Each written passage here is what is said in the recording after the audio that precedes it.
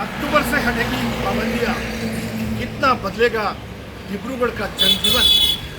हाल ही में असम के मुख्यमंत्री डॉक्टर हेमंत बिस्वा शर्मा ने घोषणा करते हुए कहा कि राज्य में पहले अक्टूबर से किसी भी तरह का लॉकडाउन नहीं रहेगा।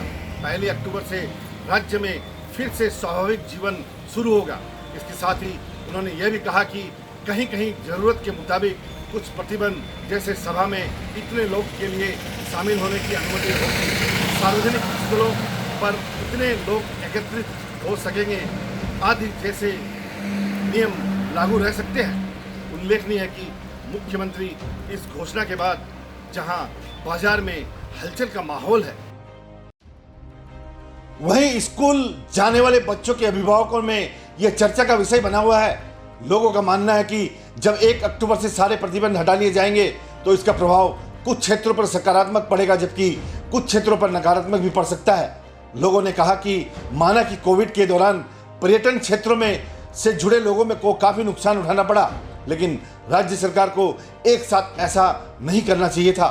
मालूम हो कि मुख्यमंत्री हेमंत बिस्वा शर्मा के अनुसार अब 1 अक्टूबर से काजीरंगा, पवितरा, मानस आदि राष्ट्रीय उद्यान को खोल दिया जाएगा, जहां बड़ी संख्या में पर्यटक आते हैं। राज्य में अब तक 2.28 करोड़ लोगों को टीकाकरण किया गया है। इनमें से 1.77 करोड़ लोगों को वैक्सीन की पहली खुराक दी गई है। लोग वैक्सीन की एक खुराक भी ले चुके हैं तो काफी प्रतिबंध हटाने की बात कर रहे हैं, लेकिन सरकार को टीकाकरण के बारे में और गंभीरता से सोचना चाहिए, क्योंकि ईश्वर न करे राज्य में फिर से कहीं कोरोना की तीसरी लहर न आ जाए।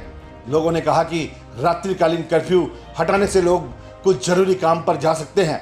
लोगों ने राज्य सरकार से मांग करते हुए कहा कि स्वाभाविक जीवन यात्रा शुरू करने के लिए टीकाकरण सबसे बड़ा हथियार है और इसे बाध्य करना चाहिए। लोगों को भी समझना होगा और वैक्सीन लेने के लिए आगे आना होगा।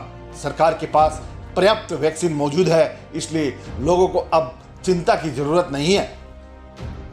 जो क्लास में जो अटेंडेंस है बहुत कम है। आज तो हमारे यहाँ एक ही बच्चा आया है। हम लोगों ने काफ़ी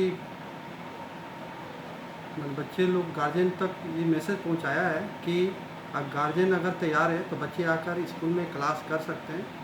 और हम लोग 8:30 बजे से आकर स्कूल टाइम 3:30 बजे तक स्कूल में रुके रहते हैं और हम लोग बाकी जो ऑनलाइन क्लासेज होते हैं ये सब कराते हैं।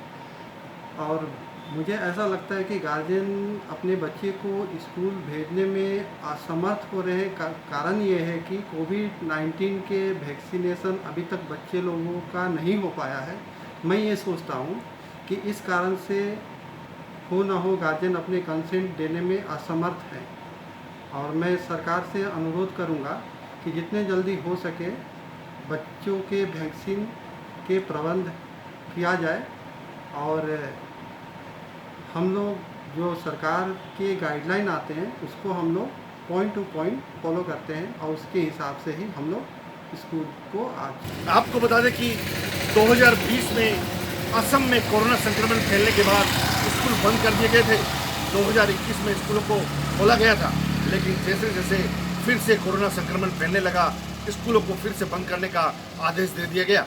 इस बार बच्चे भी कोरोना संक्रमण से प्रभावित हुए थे।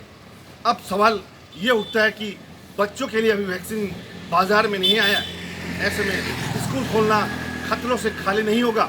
फिर भी सरकार कुछ सोच समझकर ही आगे बढ़ रही है। असम से अरुण कुमार जैन के साथ कैमरा पर्सन मुन्ना खटवार,